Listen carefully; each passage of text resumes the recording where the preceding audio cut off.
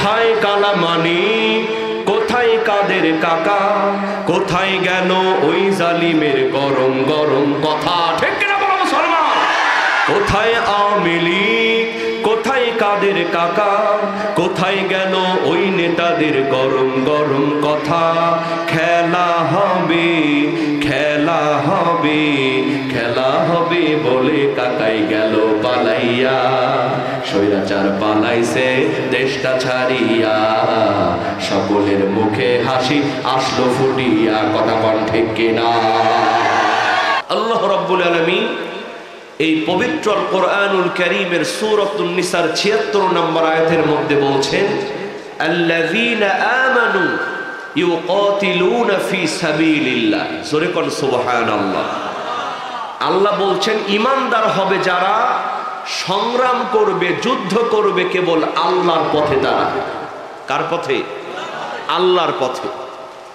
বন্ধুরা আমার, এরপরে আল্লাহ পাক সুন্দর করে আবারও জানায় দিলেন, ওয়াল্লাযীনা কাফারু ইউকাতিলুনা ফি সাবিলিত তাগুত। চিৎকার দিয়ে বলেন আল্লাহু আকবার।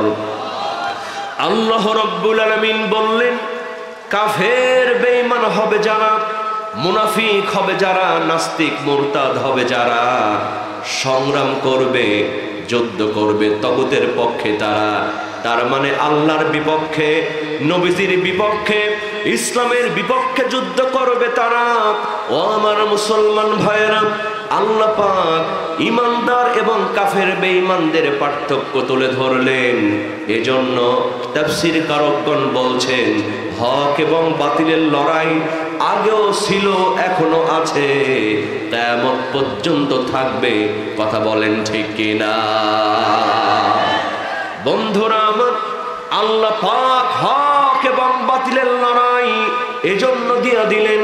আল্লাহ পাক জানতে চান প্রকৃত ঈমানদার কারা, প্রকৃত বিশ্বাসী কারা, আর কাফের বেঈমান কারা। আল্লাহ পাক পরীক্ষা করতে চান। আমার ভাইয়েরা দেখেন, এই বাংলাদেশে এক শ্রেণীর আলেম ওলামা আছে যারা বড় বড় জুব্বা পরে, বড় বড় দাড়ি, মাথায় নামাজ পড়তে পড়তে কপালের মধ্যে দাগ পড়ে গেছে। কিন্তু বলেন তো মুসলমান, এক শ্রেণীর আলেম নামের জালেম বাংলার জমিনে আছে না? না। সুবিধাবাদ জিন্দাবাদ। যেদিকেই বৃষ্টি হয় ওদিকেই ছাতা ধরে, নিজে বাঁচলে বাপের নাম, এরকম এক শ্রেণীর আলেম বাংলার জমিনে আছে না নাই? ওরা সুবিধাবাদ জিন্দাবাদ করতে গিয়া ওই জালিম সরকারকে জান্নাতি পর্যন্ত ফতোয়া দিয়েছিল। গভীর মনোযোগ মুসলমান। আর এই এক শ্রেণীর আলেম বাংলার জমিনে আছে।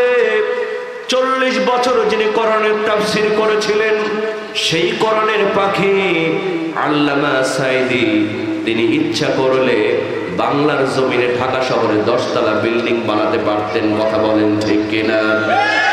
আল্লামা সাঈদী সাহেব যদি চাইতেন এই বাংলাদেশের বিশিষ্ট ব্যবসায়ী হতে পারতেন, কিন্তু শুধুমাত্র কোরআনের হক কথা বলার জন্য আমার ভাইয়েরা, কোরআনের কথা, কালিমার কথা বাংলার জমিনে বলার জন্য নিজের জীবনটা দিয়ে দিলেন, বাতিলের সামনে মাথা নত করে না।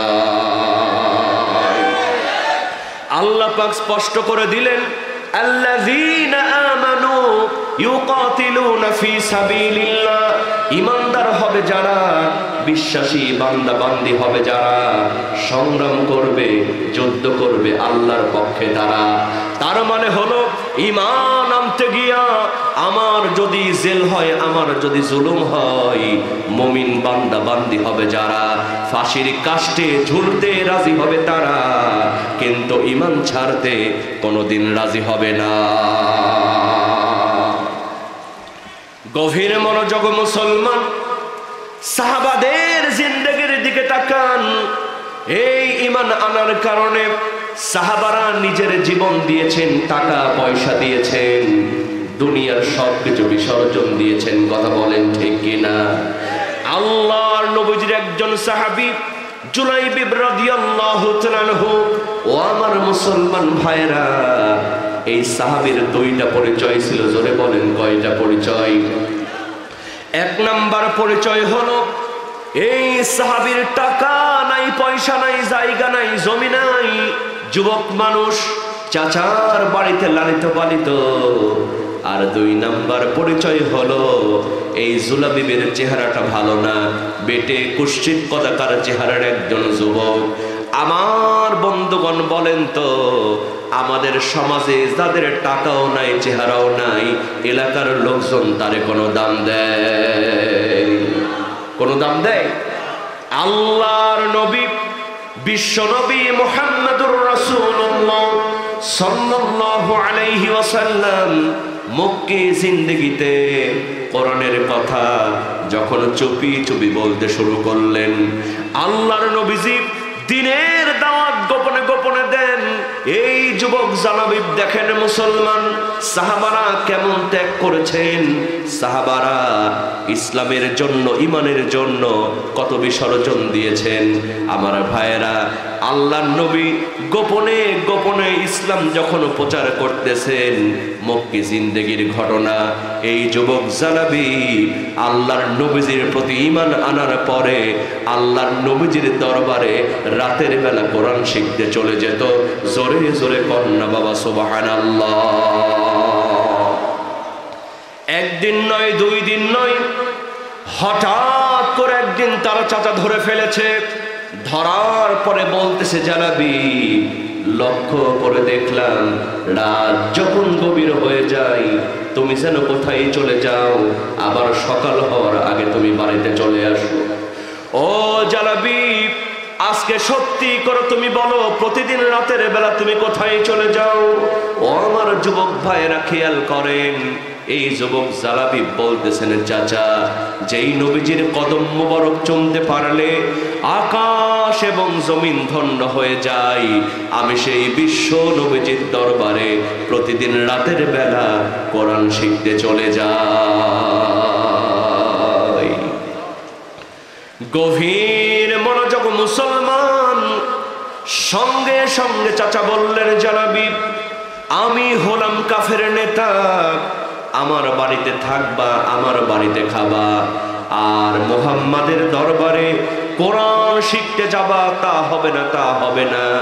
ও জালাবি, আজকে তোমাকে লাস্ট আলটিমেটাম দিয়ে দিলাম, তুমি যদি বাড়ি ঘর জায়গা জমি ছাড়তে না চাও, ওই মুহাম্মাদের দরবার তোমারে ছাড়তে হবে। আর যদি মুহাম্মাদের দরবার তুমি ছাড়তে না চাও, বাড়ি ঘর জায়গা জমি যা কিছু দিয়েছি সব কিছু তোমাকে এই মুহূর্তে ছেড়ে দেয়া লাগবে। আমার ভাইরা দেখেন, ইমানদার কাকে বলে? এই যুবক জালাবি বললেন, চাচা তোমার গায়ে যত শক্তি আছে সমস্ত শক্তি দিয়ে আমাকে মেরে বাড়ি থেকে যদি বের করে দাও, বাড়ি ঘর জায়গা জমি তো দূরের কথা, আকাশ এবং জমিন আমি ছেড়ে দেব, কিন্তু বিশ্ব নবীজির দরবার আমি ছাড়তে পারবো না। যাচ্ছে মোর যাও নিয়ে যাও, ঈমান আমার নিও না, ঈমান ছাড়া ও গো প্রভু মরণ আমায় দিও না, না যাচ্ছে মোর যাও নিয়ে যাও, ঈমান আমার নিও না। চিৎকার দিয়ে বলেন না বাবা মারহাবা। আমার বন্ধুগণ, গভীর মনোযোগ, এই যুবক জালাবিবকে বাড়ি থেকে বের করে দেওয়া হলো। এর কয়েকদিন পরে আল্লাহ নবীজি যখন মদিনায় হিজরত করলেন, আমার ভাইয়েরা, আল্লাহ নবী মদিনায় হিজরত করলেন, এই যুবক জালাবিব আর মক্কায় থাকতে পারলেন না, আল্লাহ নবীজির পরপর মদিনায় হিজরত করলেন। আহলে সুফফার সাহাবাদের সঙ্গে থাকেন, কোরআন তেলাওয়াত করে, এত জোরে জোরে কোরআন তেলাওয়াত করে। সাহাবারা রিপোর্ট দিলেন, ইয়া রাসূলুল্লাহ, জালাবিব জোরে জোরে কোরআন তেলাওয়াত করে, তার চিল্লানোর জ্বালাই আমরা ঘুমাতে পারি না। আল্লাহ নবীজি বললেন, সাহাবারা জালাবিবকে তোমরা কোরআন পড়তে বাধা দিও না, কারণ এই জালাবিবের ঈমান বড় দামের ঈমান হয়েছে, ঈমান আনতে যায়া পরনের পোশাক ফিরায় আনতে পারে না। বন্ধুরা আমার, গভীর মনোযোগ দিয়ে ওয়াজটা বোঝার চেষ্টা করেন। আল্লাহ পাক বললেন, ঈমানদার হবে যারা, সংগ্রাম করবে, যুদ্ধ করবে কেবল আল্লাহর পক্ষে তারা। এই যুদ্ধ করতে গিয়া, সংগ্রাম করতে গিয়া সাহাবারা কেমন করে নিজের জীবনটা বিসর্জন দিয়েছে। এই যুবক জালাবিব আহলে সুফফার সাহাবাদের সঙ্গে অবস্থান করেন। আমার ভাইয়েরা, একজন যুবক মানুষ যখন হয় সবার কিন্তু একটু বিয়ে করতে মন চাই। এই যুবক জালাবিব চিন্তা করলেন, আমার টাকাও নাই, চেহারাও নাই, এলাকার লোকজন আমারে কোনো দাম দেয় না, এই মদিনায় আমি অবস্থান করি, এই মদিনায় যদি আমার মা থাকতো, আমার মা আমার জন্য বিয়ের ব্যবস্থা করত, এই মদিনায় যদি আমার বাবা থাকতো, আমার বাবা আমার জন্য বিয়ের ব্যবস্থা করত। এই মদিনায় কেউ নাই, কেউ নাই, একজন আছেন, তিনি হলেন বিশ্ব নবী মুহাম্মাদুর রাসূলুল্লাহ সাল্লাল্লাহু আলাইহি ওয়াসাল্লাম। গভীর মনোযোগ মুসলমান, এই যুবক জালাবিব আল্লাহর নবীর সামনে গিয়ে বললেন, নবী, ও নবী, আমি একজন যুবক, আমার তো ইচ্ছে হয় আমি একটু বিয়ে করে সংসার করব, কিন্তু মদিনার কোনো মেয়ে আমার দেখলে পছন্দ করে না, মদিনার কোনো মেয়ের বাবা মা তার মেয়ের সঙ্গে আমার বিয়ে দিতে চাই না। নবী, ও নবী, আপনি যদি একটু ইচ্ছা করেন, আপনি আমার জন্য একটা বিয়ের ব্যবস্থা করতে পারেন। আল্লাহর নবী সঙ্গে সঙ্গে বললেন, জালাবিব চিন্তা করো না, টেনশন করো না, আমি রাসূল তোমার জন্য একটা বিয়ের ব্যবস্থা করে দেব। এর কয়েকদিন পরে ওই মদিনার একজন আনসারী সাহাবী, টাকার অভাব নাই, পয়সার অভাব নাই, জায়গার অভাব নাই, জমির অভাব নাই, তার একমাত্র কন্যা যেমন রূপবতী তেমন গুণবতী। আমার ভাইয়েরা বলেন তো, এই রকম মেয়ে যদি কারো বাড়িতে থাকে, ওই বাড়িতে বিয়ের প্রস্তাব কম আসে না বেশি আসে? ডাক্তার, ইঞ্জিনিয়ার, বিশেষ ক্যাডার, কিন্তু মেয়ের বাবা মা চিন্তা করে এর চাইতেও যদি ভালো একটা জামাই পাওয়া যায়। কথা বলেন ঠিক কিনা? এই আনসারী সাহাবী চিন্তা করলেন, এই মদিনার অনেক ধনাঢ্য যুবক আমার মেয়েকে বিয়ের প্রস্তাব দিয়েছে, কিন্তু এই মদিনার নেতা হলেন বিশ্ব নবী মুহাম্মাদুর রাসূলুল্লাহ সাল্লাল্লাহু আলাইহি ওয়াসাল্লাম। আমি যদি আল্লাহর নবীজির কাছে গিয়া আমার মেয়ের জন্য একটা জামাই খুঁজতে বলি, আল্লাহর নবী হয়তো এই জামাইগুলোর চাইতে আরো উপযুক্ত জামাই ঠিক করে দেবে। এই বিশ্বাস নিয়ে, এই কমিটমেন্ট নিয়ে ওই আনসারী সাহাবী আল্লাহর নবীজির সামনে হাজির হয়ে গেলেন। ও আমার মুসলমান ভাইয়েরা, দেখেন ঈমানদার কাকে বলে, ঈমানের পরীক্ষা কেমনে হয়। এই আনসারী সাহাবী আল্লাহর নবীজির কাছে গিয়ে বললেন, প্রাণের নবী, ও নবী, আপনি জানেন আমি মদিনার একজন ধনাঢ্য ব্যক্তি, আমার একমাত্র কন্যা যেমন রূপবতী তেমন গুণবতী। ও নবী, এই মদিনার অনেক ধনাঢ্য যুবক আমার মেয়েকে বিয়ের প্রস্তাব দিয়েছে, কিন্তু নবী আমার বিশ্বাস হলো আপনি হলেন মদিনার নেতা, আপনি যদি একটু খটকালি করেন, এই জামাইগুলোর চাইতে আরো উপযুক্ত জামাই আপনি ঠিক করে দিতে পারবেন। আল্লাহর নবী সঙ্গে সঙ্গে বললেন, সাহাবী চিন্তা করো না, টেনশন করো না, তোমার মেয়ের জন্য জামাই খোঁজার প্রয়োজন নাই, আমি রাসূল তোমার মেয়ের জন্য আগে থেকেই জামাই পছন্দ করে রেখেছি। কই হুজুর তাড়াতাড়ি কোন জামাইয়ের পরিচয় কি? কই জামাইয়ের পরিচয় হলো তার টাকা নাই, পয়সা নাই, জায়গা নাই, জমি নাই, এমনকি তার চেহারাটা ভালো না, বেটে কুশ্চিত কদাকার একজন ব্যক্তি চেহারা, বেটে কুশ্চিত কদাকার চেহারার একজন যুবক, নাম হলো তার জালাবি। ইমান আনার কারণে বাড়ি থেকে পরনের পোশাকটাও ফিরে আনতে পারে নাই। আমার ভাইয়েরা, এই কথা বলার সঙ্গে সঙ্গে আনসারী সাহাবীর মনটা খারাপ হয়ে গেল। আনসারী সাহাবী চিন্তা করলেন, আমার মেয়ের জন্য জামাই ঠিক করতে আসলাম, টাকা নাই, পয়সা নাই, অন্তত চেহারাটা যদি ভালো হতো তাও একটা কথা হতো, চেহারাটাও ভালো না। আনসারী সাহাবী হ্যাঁ বলতে পারে না, নাও বলতে পারে না। আল্লাহ নবীজিকে বললেন, নবী আমার এখন কিছুই বলার নাই, আমি বাড়িতে গিয়া আমার বিবির সাথে আলোচনা করে আগামীকাল ফাইনাল সিদ্ধান্ত জানায় দেব। আনসারী সাহাবীর মনটা খারাপ হয়ে গেল। বাড়িতে এসে ডাক দিয়া বলে, বিবি, ও বিবি, তোমার মেয়ের জন্য বিশ্ব নবীজি একটা জামাই ঠিক করেছেন। কয় তাড়াতাড়ি বলো জামাইয়ের পরিচয় কি? কয় জামাইয়ের পরিচয় হলো তার টাকা নাই, পয়সা নাই, জায়গা নাই, জমি নাই, এমনকি চেহারাটা ভালো না, বেটে কুশ্চিত কদাকার চেহারার একজন যুবক। এই কথা শোনার সঙ্গে সঙ্গে ওই আনসারী সাহাবীর বিবির মনটাও খারাপ হয়ে গেল। তারা দুইজন ঝগড়া লেগে গেলেন, দুইজন তর্ক বিতর্ক করতেছে। ও মুসলমান যুবক, ও আমার মায়ের বোনেরা, ওয়াজ যদি আপনারা শুনে থাকেন একটু দিল দিয়ে চিন্তা করবেন। তারা পিতা মাতা যখন গন্ডগোল শুরু হয়ে গেছে, এই মুহূর্তে ওই মেয়েটি ডাক দিয়ে বলতেছে, আব্বা জান, ও আমার আম্মা জান, আল্লাহর নবীজি আমার বিয়ে ঠিক করেছেন, দুনিয়ার কোন প্রধানমন্ত্রী আমার বিয়ে ঠিক করে নাই, দুনিয়ার কোন রাজা বাদশা আমার বিয়ে ঠিক করে নাই, আমার বিয়ে ঠিক করেছেন আখির জামানার পয়গম্বর বিশ্বনবী মুহাম্মদুর রাসূলুল্লাহ সাল্লাল্লাহু আলাইহি ওয়াসাল্লাম। ও আমার মা, ও আমার বাবা, সুতরাং ছেলে যেমনই হোক না কেন, তোমরা যদি কেউ বিয়েতে রাজি না হও, আমি মেয়ে কিন্তু এই বিয়েতে রাজি।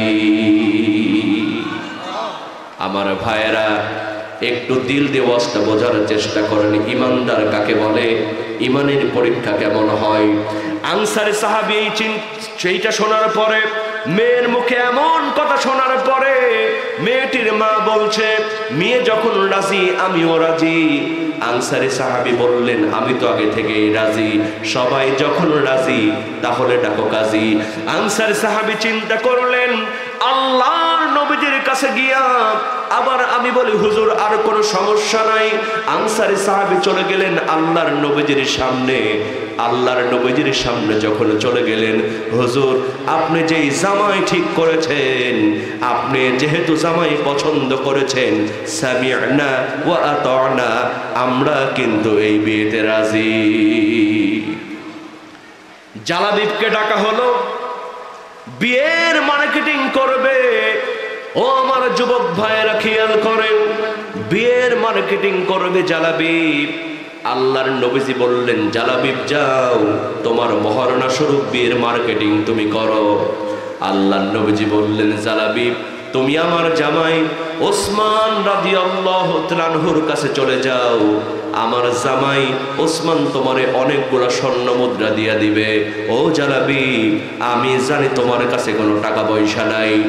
এই কথা বলার সঙ্গে সঙ্গে ওই যুবক জালাবিব এক দৌড় মেরে ওসমান রাদিয়াল্লাহু তাআলা আনহুর কাছে চলে গেলেন। ওসমান রাদিয়াল্লাহু তাআলা আনহু অনেকগুলা স্বর্ণ মুদ্রা তারে দিয়া দিলেন।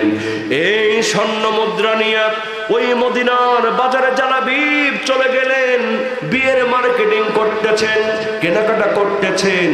মার্কেটিং করা শেষ, এবার বাড়ির দিকে যখন রওনা করবেন, আমার ভাইরা, এমন সময় মদিনার অলিগলি দিয়া কে যেন ডাক দিয়া যায়, জিহাদ জিহাদ জিহাদ জিহাদ ফি সাবিলিল্লাহ, আল্লাহর রাস্তায় জিহাদের ডাক এসেছে। ও যুবক, তোমরা ঘরের মধ্যে বসে থেকো না। এই যুবক জালাবিব ইমানের পরীক্ষা দিলেন। ওই যে আল্লাহ পাক বলছেন আল্লাযীনা আমানু ইউকাতিলুনা ফি সাবিলিল্লাহ, ঈমানদার হবে যারা, সংগ্রাম করবে, যুদ্ধ করবে আল্লাহর পক্ষে তারা।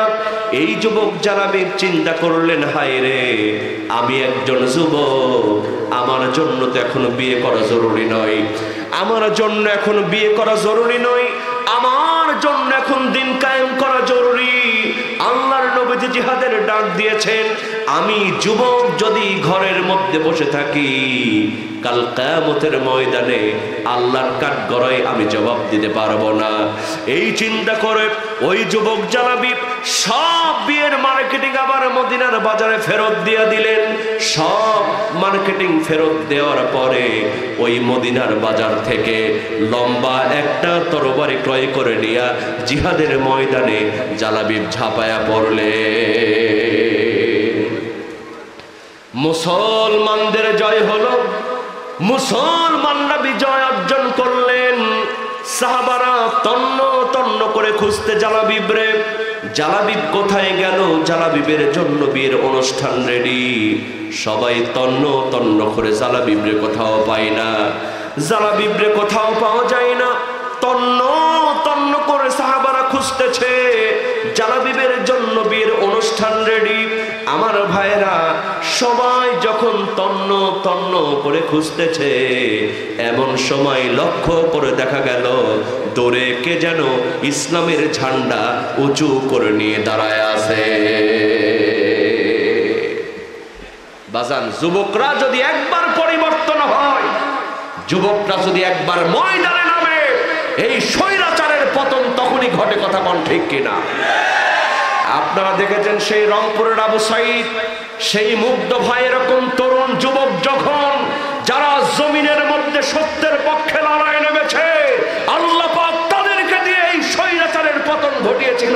কথা বলেন ঠিক কিনা? যুগে যুগে যুবকরা যদি এক হয়, বাংলার জমিনে কোনো নাস্তিক মুরতাদের ঠাঁই হবে না। কথা বলেন ঠিক কিনা? গভীর মনোযোগ মুসলমান, এই যুবক জালাবিব সব মার্কেটিং ফেরত দিয়ে দিলেন। ওই মদিনার বাজার থেকে লম্বা তরবারি ক্রয় করে নিয়ে জিহাদের ময়দানে ঝাঁপায় পড়লেন। জিহাদ শেষ হয়ে গেল, মুসলমানদের জয় হয়ে গেল। সাহাবারা তন্ন তন্ন করে খুঁজতেছে, জালাবিবরে কোথাও পাওয়া যায় না, বিয়ের অনুষ্ঠান রেডি। এমন সময় দেখা গেল দূরে কে যেন ইসলামের ঝান্ডা উঁচু করে নিয়ে দাঁড়ায় আছে। সাহাবারা চিন্তা করলেন, আমরাই তো প্রথম ইসলামের পতাকা উঁচু করে ধরব, আমাদের আগে কে আবার ইসলামের পতাকা উঁচু করে ধরলো? আমার ভাইয়েরা, এটা দেখার জন্য সাহাবারা এক দৌড় দিয়া ওই ঝান্ডার সামনে, পতাকার সামনে চলে গেলেন। কাছাকাছি যাওয়ার পর লক্ষ্য করে দেখেন ওই যুবক জালাবিবের দুই হাত কেটে দুই দিকে পড়ে আছে। আল্লাহু আকবার বলেন। ওই যুবক জালাবিবের দুই পা কেটে দুই দিকে পড়ে আছে, বডিটা ক্ষত বিক্ষত হয়ে আর একদিকে পড়ে আছে।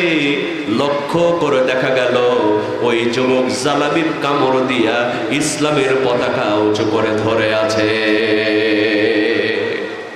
সাহাবাদের মধ্যে কান্নার রোল পড়ে গেল। সাহাবারা কান্না করছেন, হায় রে এই যুবক জালাবিব ঈমান আনতে গিয়া আল্লাহর পথে জিহাদ করার জন্য এই জীবনে তার আর কিছুই পাওয়া হলো না, বিয়েটা করা হলো না।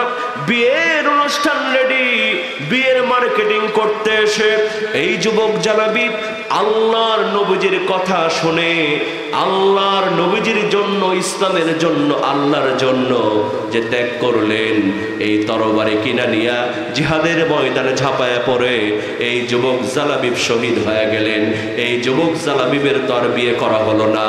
সাহাবাদের মধ্যে কান্নার রোল পড়ে গেল। এমন সময় আল্লাহর নবী, বিশ্ব নবী মুহাম্মদুর রাসূলুল্লাহ সাল্লাল্লাহু আলাইহি ওয়াসাল্লাম ওই জালাবিবের সামনে চলে আসলেন। তার কাটা মস্তকের সামনে আল্লাহর নবীজি হাঁটু গেড়ে বসলেন। এরপরে আল্লাহর নবীজির হাত মোবারক দিয়া ওই জালাবিবের কপালের মধ্যে একটা আচর দিলেন, একটা ছোঁয়া দিলেন। এমন সময় আল্লাহর নবীজি লক্ষ্য করে আসমান বরাবর তাকালেন। আর তিনি যখন আসমান বরাবর তাকালেন, আল্লাহর নবীর মুখ দিয়ে মুচকি মুচকি হাসি বের হয়ে গেল। সাহাবারা আশ্চর্য হয়ে গেলেন। সাহাবারা বললেন, ইয়া রাসূলুল্লাহ, ইয়া হাবিবাল্লাহ, ও নবী, আমরা তো জালাবিবের জন্য কাঁদতেছি। এই জালাবিব বিয়ের বাজার করতে এসে জিহাদের ডাক শুনে সেই বিয়ের বাজারে ফেরত দিয়া মোহরনার টাকা দিয়া লম্বা তরবারি ক্রয় করে নিয়ে জিহাদের ময়দানে শহীদ হয়ে গেছে। হুজুর, আমরা তো জালাবিবের জন্য কাঁদতেছি, এই জালাবিবের আর দুনিয়াতে বিয়ে করা হলো না।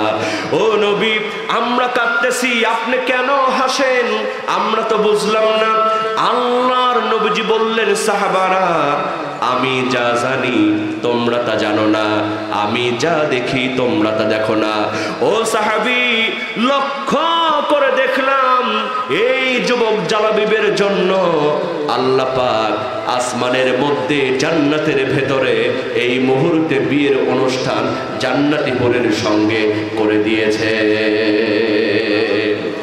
আর সাহাবারা শোনো, এই যুবক জালাবিব দিন কায়েমের জন্য, আল্লাহর পথে জিহাদের জন্য যে ত্যাগ করেছেন, নিজের জীবন বিসর্জন দিয়েছেন, মোহরনার টাকা দিয়া তরবারি ক্রয় করে নিয়ে জিহাদের ময়দানে শহীদ হয়ে গেছে। দুনিয়ার কথা চিন্তা করে নাই, দুনিয়ার স্বার্থের কথা চিন্তা করে নাই। আল্লাহ পাক এত বেশি পছন্দ করেছেন, আমি নবী নই, স্বয়ং আল্লাহ পাক জালাবিবের দিকে তাকায়া নিজেই হেসে দিয়েছেন। জোরে কোন সুবহানাল্লাহ, লিল্লাহি তাকবীর। আমার ভাইয়েরা, সাহাবারা এভাবেই নিজের জীবন বিসর্জন দিয়েছেন। আল্লাহ নবীজির যা বলেছেন, সামি'না ওয়া আতা'না, তারা এক সেকেন্ড দেরি করে নাই, সঙ্গে সঙ্গে মেনে নিয়েছেন। কথা বলেন ঠিক কিনা? গভীর মনোযোগ মুসলমান, আল্লাহর নবীজির সাহাবারা কেমন করে জীবন দেওয়ার জন্য প্রস্তুত থাকতেন, এটা বোঝার জন্য একটু বদরের জিহাদের দিকে তাকান, বদরের যুদ্ধের ময়দানের দিকে তাকান। যুদ্ধ শুরু হবে, আল্লাহর নবীজি পেরেশান হয়ে গেলেন, আল্লাহর নবীজি টেনশন করতে লাগলেন। যুদ্ধ শুরু হবে, কিন্তু যুদ্ধের ময়দানে আমি মুসলমানদেরকে আবদ্ধ করব কেমনে?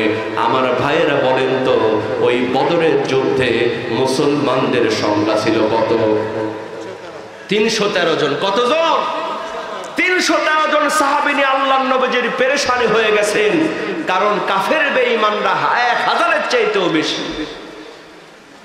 এক পরিবার থেকে পিতা ইসলাম কবুল করেছে, পুত্র ইসলাম কবুল করে নাই। এখন পিতা পুত্রের মধ্যে যুদ্ধ হবে।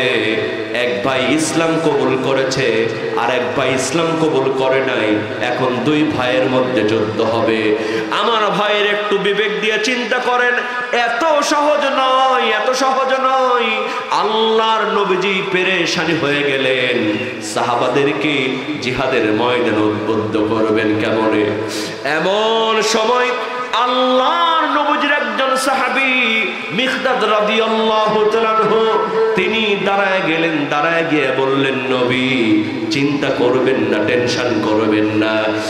ইনতাদাবনা ইয়া রাসূলুল্লাহ হাইথুমা তাশা আই হাইথুমা আমারাকাল্লাহ। চিৎকার দিয়ে বলেন আল্লাহু আকবার। হযরত মিকদাদ রাদিয়াল্লাহু তাআলা আনহু, আল্লাহর নবীজির একজন যুবক সাহাবী, তিনি ডাক দিয়ে বললেন, নবী, চিন্তা করবেন না, টেনশন করবেন না। فقال بنو إسرائيل لموسى عليه السلام اذهب أنت وربك فقاتلا إنا هاهنا قاعدون। ও নবী, আমরা মুসা আলাইহিস সালামের কওমের মতো বলবো না। ও মুসা, তুমি আর তোমার তোমার আল্লাহ মিলে যুদ্ধ করো। আমরা ঘরের মধ্যে বসে থাকি এমন কথা আমরা বলবো না, বরং আমরা বলবো বাল ইযহাব আনতা ওয়া রাব্বুকা ফাকাতিলান ইন্না মাকুমা মুকাতিলুন।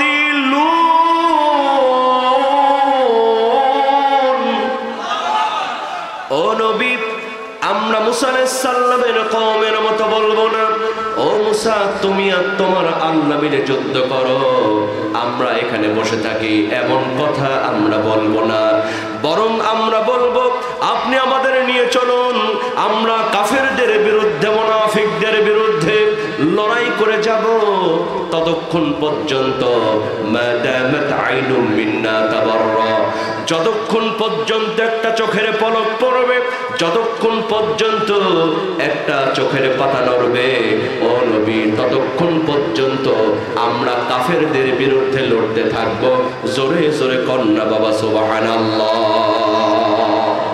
ও নবী চিন্তা করবেন না, আমরা যতক্ষণ পর্যন্ত চোখের পাতা থাকবে নড়বে আমরা কাফেরদের বিরুদ্ধে লড়াই করে যাব। জোরে কর সুবহানাল্লাহ। গভীর মনোযোগ মুসলমান, এই কথা বলার সঙ্গে সঙ্গে আল্লাহর নবীজি বললেন সাহাবীরা তোমাদের মনের অবস্থা যখন এই বিনা ইলা জান্নাতি, চলো আমার সাথে জান্নাতের দিকে, যে জান্নাতের প্রশস্ততা কারদুহা কারদিস সামাওয়াতি ওয়াল আরদ, আকাশ এবং জমিনের চাইতে অনেক বেশি। নবী যখন এই কথা বললেন আল্লাহর নবীজির একজন সাহাবী ফাকামা উমাইর বিন হামাম ওয়া কানা ইয়াকুলুত তামার, হযরত উমাইর বিন হামাম একজন যুবক, তিনি খুরমা খাচ্ছিলেন। খুরমা খেতে খেতে বললেন নবী আপনি কি আশ্চর্য কি সুন্দর কথা শোনালেন।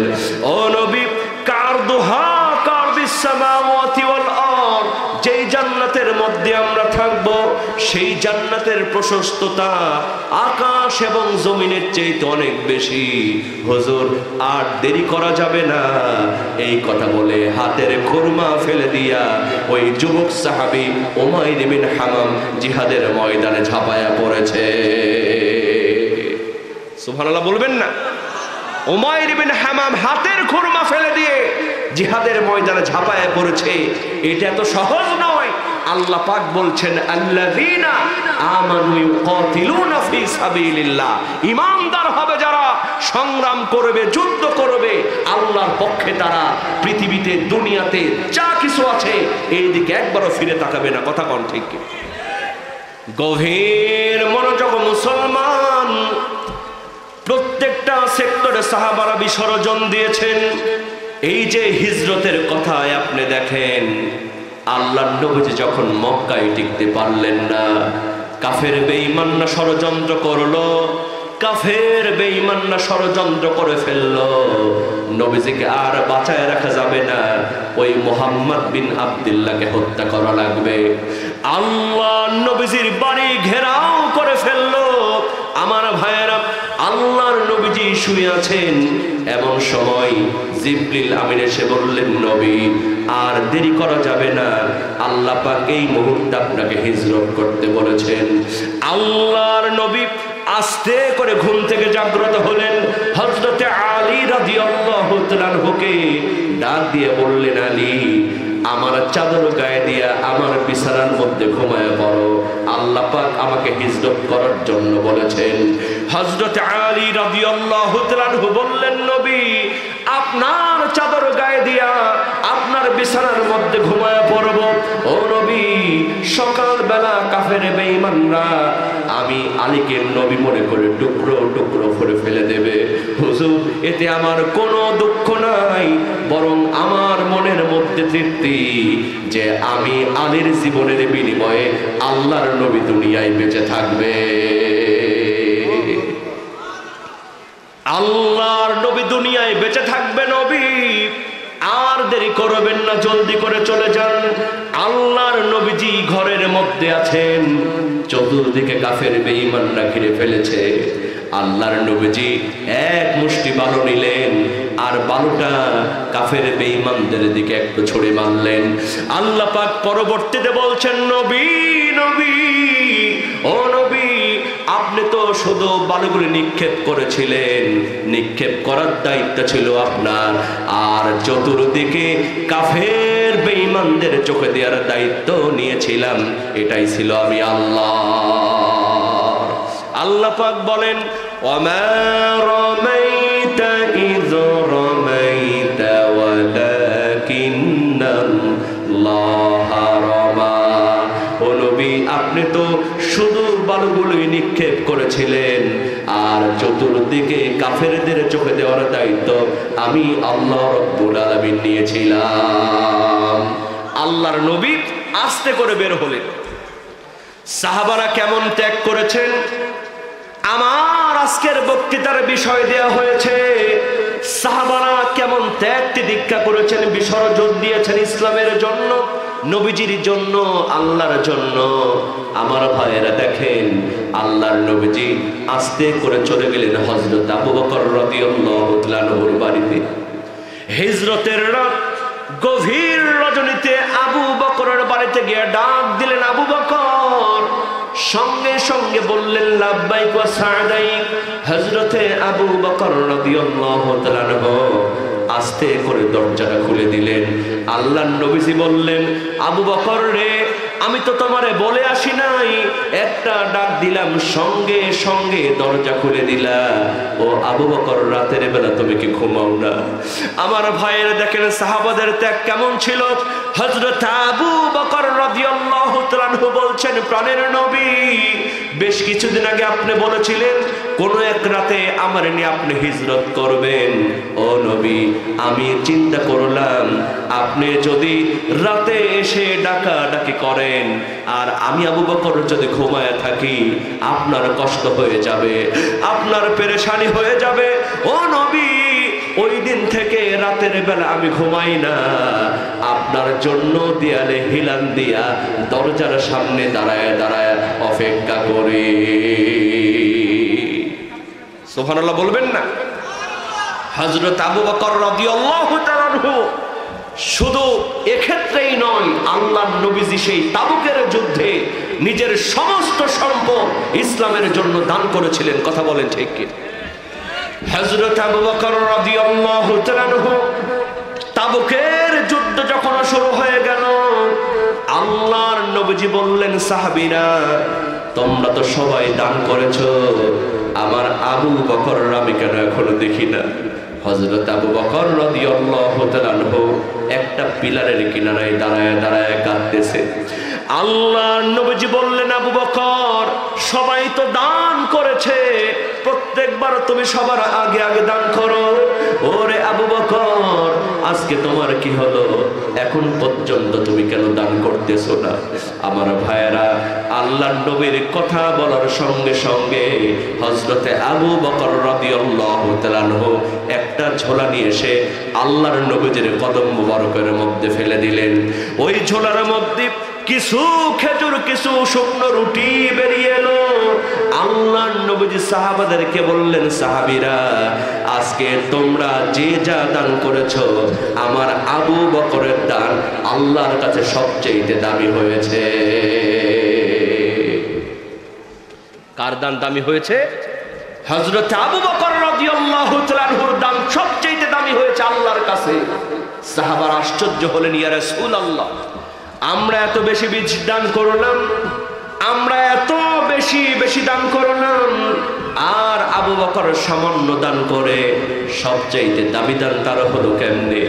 আমার ভাইয়েরা দেখেন, ইসলামের জন্য ত্যাগ সাহাবারা কেমন করে করেছেন। আল্লাহর নবী বললেন, ও ওমর, ও আমার সাহাবী ওমর, তুমি কতদিন দিয়েছো, কত বাড়িতে রেখে এসেছো? কই হুজুর আমি অর্ধেক দান করেছি, অর্ধেক বাড়ির জন্য রেখেছি। আল্লাহর নবীজি এবার হযরত আলী রাদিয়াল্লাহু তাআলা আনহুকে ডাক দিয়ে বললেন, আলী রে তুমি কতটুকু দিয়েছো, কতটুকু রাখছো?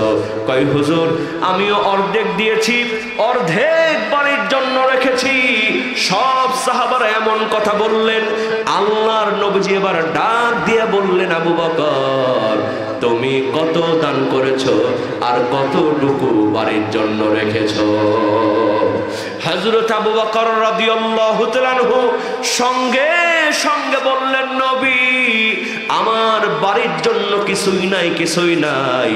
আমার সকল সম্পত্তি যা ছিল সব এনে আপনার কদম মোবারকের মধ্যে ফেলেছি। এখন আমার বাড়িতে আল্লাহ আর তার রাসূল ছাড়া কিছু বাকি নাই। জোরে জোরে কন্যা বাবা সুবহানাল্লাহ। সেই আবু বকর বলছেন, নবী আপনি বেশ কিছুদিন আগে আমারে বলেছেন কোন এক রাতে আমারে নিয়ে হিজরত করবেন। আমি ওই দিন থেকে দরজায় হিলানা দিয়ে দাঁড়িয়ে দাঁড়িয়ে আপনার জন্য অপেক্ষা করি। জোরে কর সুবহানাল্লাহ। গভীর মনোযোগ মুসলমান, আল্লাহর নবী হযরত আবু বকর রাদিয়াল্লাহু তাআলা আনহু নিয়ে হিজরত করলেন। আমার ভাইয়েরা জাবালে সুরের মধ্যে যখন ঢুকবেন হযরতে আবু বকর রাদিয়াল্লাহু তাআলা আনহু, আমার ভাইয়েরা দেখেন তারা কেমন করে রাসূলের জন্য জীবন বিসর্জন দিয়েছেন, কেমন ত্যাগ করেছেন। হযরতে আবু বকর রাদিয়াল্লাহু তাআলা আনহু আল্লাহর নবীজিকে বললেন, নবী আপনি ভিতরে ঢুকবেন না, আমি আবু বকর আগে পাথরের গুহার মধ্যে ঢুকি। যদি সাপ বিচ্ছু কামড় দেয় আমি আবু বকর ব্যথা পাক, আল্লাহর নবী দুনিয়ায় বেঁচে থাকো। বেবে পানিগুলি আল্লাহর নবীজির সেই গাল মোবারকের মধ্যে যখন পড়ে গেল, আল্লাহর নবীজি ঘুম থেকে জাগ্রত হলেন। হযরত আবু বকর কাঁদতেছেন। আল্লাহর নবীজি বললেন, আবু বকর ওরে আবু বকর বাড়ির কথা বুঝি মনে পড়ছে নাকি? কিসের জন্য তুমি কাঁদতেছো? হযরত আবু বকর রাদিয়াল্লাহু তাআলা আনহু বললেন, নবী যেদিন থেকে ঈমান এনেছি আমার পরিবারের চাইতে, আমার সন্তান সন্ততির চাইতে, এমনকি আমার নিজের জীবনের চাইতে আমি আপনাকে বেশি ভালোবেসেছি। জোরে জোরে কন্যা বাবা সুবহানাল্লাহ। ও নবী বাড়ির জন্য কাঁদিনা, সন্তানদের জন্য কাঁদিনা নবী। বিষধর সাপ আমাকে দংশন করেছে, এজন্য আমি কাঁদতেছি। আল্লাহর নবী আস্তে করে তার থুতু মুবারক দিয়া ওই বিষধর সাপ যেখানে কেটেছিল ওই জায়গায় লাগায় দিলেন। সঙ্গে সঙ্গে যন্ত্রণা দূর হয়ে গেল, ব্যথা দূর হয়ে গেল। আল্লাহ নবীজি বললেন, আবু বকর প্রথম যখন তোমারে কামড় দিয়েছিল তখন যদি আমারে বলতা আমি তো তোমার ব্যথা বন্ধ করতে পারতাম, কেন আমারে বলো নাই রে আবু বকর? হযরত আবু বকর রাদিয়াল্লাহু তাআলা আনহু বলছেন, নবী ও নবী আপনি বিশ্রাম নিচ্ছেন, বিষধর সাপ আমাকে দংশন করেছে। ও নবী কেবল তো আমার পায়ের মধ্যে যন্ত্রণা শুরু হয়েছে। ও নবী এই সাপের দংশনে আমি আবু বকরের কলিজা পুড়ে যদি ছাই হয়ে যেত। আপনি বিশ্রাম নিচ্ছেন, আমি আবু বকর আপনাকে ডাকতে পারতাম না। লিল্লাহে তাকবীর। আমার ভাইয়েরা ঈমানের পথে থাকা এত সহজ নয়। হুজুররা যদি অন্যায় করলে তাদেরকে ধরবে এই দিন কায়েমের জন্য। আমার ভাইয়েরা বলেন তো আল্লাহর নবীর উপরে কি মামলা হয় নাই? আল্লাহর নবীর উপরে কি হামলা হয় নাই? মুসলমান আল্লাহর নবীজিকেও জেল খাটা লাগছে। কারণ আবু জেহেল, আবু লাহাব, উতবা, সাইবা তারা যখন দেখলো দিন কায়েমের জন্য সাহাবারা জীবন দিচ্ছে, আল্লাহর দিন কায়েমের জন্য সবাই ইসলামের ছায়াতলে প্রবেশ করছে, আবু জেহেল, আবু লাহাব সহ্য করতে পারে নাই। কারণ আল্লাহ পাক বলে দিয়েছেন, ওয়াল্লাযীনা কাফারু ইউকাতিলুনা ফি সাবিলিত তাগুত, যারা কাফের বেঈমান হবে যুদ্ধ করবে, সংগ্রাম করবে তাগুতের পক্ষে। আবু জেহেল, আবু লাহাব, উতবা, সাইবা বসে থাকে নাই, তারা সিদ্ধান্ত নিল ওই নবীর উপরে একটা হামলা মামলা দেওয়া লাগবে। আল্লাহ নবীজির উপরে মামলা দিয়া একবার যদি মুহাম্মদকে জেলের মধ্যে আটকানো যায়, তাহলে আমাদের গদি নিয়া আর কোনো সমস্যা নাই। কি নিয়ে সমস্যা নাই? গদি বাঁচানোর। এই গদি বাঁচানোর জন্য আবু জেহেল যেমন করে কাফের বেঈমানদের হয়ে নবীজির বিপক্ষে অস্ত্র ধরেছিল, বর্তমানেও কিন্তু এই গদি বাঁচানোর জন্যই যত ষড়যন্ত্র আলেমদের উপরে করা হয়েছে। কথা কোন ঠিক কিনা? দেশ ছিল একটা, বিচার হয়েছে দুই রকম। কথা কোন ঠিক কিনা? এই বাংলাদেশের একজন নায়ক, দেখেন ওই আবু জেহেলের উত্তরসূরিরা, কোম্পানি কিন্তু এক মডেল আলাদা, সিস্টেম আলাদা। কথা কোন ঠিক কিনা? তাদের কার্যক্রম হলো আল্লাহর নবীজির আল্লাহর দিন দুনিয়া থেকে সরায় দেয়া, তাদের গদি টিকানোর জন্য। এজন্য দেশ ছিল একটা, বিচার হয়েছে কয় রকম? দুই রকম বিচার হয়েছে। আপনারা দেখেছেন এই বাংলাদেশের একজন নায়ক, নাম হলো তার শাকিব খান। কি খান? এই শাকিব খান একটা বাচ্চা পয়দা করেছিল, ওই বাচ্চার মায়ের নাম হলো নায়িকা অপু বিশ্বাস। কথা কোন ঠিক কিনা? এর কয়েকদিন পরে আরেকটা বাচ্চা পয়দা করলো, বাচ্চার মায়ের নাম হলো নায়িকা বুবলি। কথা কোন ঠিক কিনা? দেখলাম তারে নিয়ে গানও তৈরি হলো, কেউ ফেরে না খালি পেটে শাকিব বাবার দরবারে। এখন আর পীরের দরবারে যাওয়া লাগে না, যে শাকিব খানের কাছে যায় একটা করে বাচ্চা নিয়ে মিডিয়ার সামনে হাজির হয়। কথা কোন ঠিক কিনা? গভীর মনোযোগ মুসলমান, ওই জালিম সরকারের কোন প্রশাসনের লোক, কোন বুদ্ধিজীবী, কোন আইনজীবী ওই শাকিব খানকে একবারও জিজ্ঞেস করেছে, ও শাকিব খান তুমি যে বিয়ে করেছো তোমার কাবিন নামাটা কই? কেউ বলেছে? কেউ বলেছে? অথচ এই দেশে একজন জগৎ বিখ্যাত আলেম আল্লামা মামুনুল হক, তিনি যখন তার স্ত্রীকে নিয়ে বেড়াতে গেলেন, আগে জিজ্ঞেস করা হলো তোর কাবিন নামা কই? কথা কোন ঠিক কিনা? তাহলে দেশ একটা, বিচার হয়েছে দুই রকম। নায়িকা পরিমণি যখন জেল থেকে বের হলো, তার হাতের মধ্যে পায়ের মধ্যে মেহেদি লাগানো হলো, যেন কোনো বিউটি পার্লার থেকে বের হচ্ছে। কথা কোন ঠিক কিনা? কিন্তু মুফতি আমির হামজা, আল্লামা মামুনুল হক, রফিকুল ইসলাম মাদানী, এই কোরআনের পাখিগুলো যখন জেল থেকে বের হতো, তাদের হাতের মধ্যে পায়ের মধ্যে ডান্ডা বেরি লাগানো থাকতো। কথা কোন ঠিক কিনা? দেশ ছিল একটা, বিচার হয়েছে কয় রকম? খালি গদি বাঁচানোর জন্য। গদি বাঁচানোর জন্য খালি বলতো খেলা হবে, খেলা হবে, পালাবো না। ওরা মনে করছিল 41 সাল পর্যন্ত থাকবে। আল্লাহ কিন্তু 24 সালে সাইজ করছে। কথা কোন ঠিক কিনা? জোরে বলেন ঠিক কিনা? কোথায় কালামানি, কোথায় কাদের কাকা, কোথায় গেল ওই জালিমের গরম গরম কথা? ঠিক কিনা বলো মুসলমান? কোথায় আওয়ামী লীগ, কোথায় কাদের কাকা, কোথায় গেল ওই নেতাদের গরম গরম কথা? খেলা হবে, খেলা হবে, খেলা হবে বলে কাকাই গেল পালাইয়া, স্বৈরাচার পালাইছে দেশটা ছাড়িয়া, সকলের মুখে হাসি আসলো ফুটিয়া। কথা কোন ঠিক কিনা? আসল খেলা খেলেন কে? জোরে বলেন কে?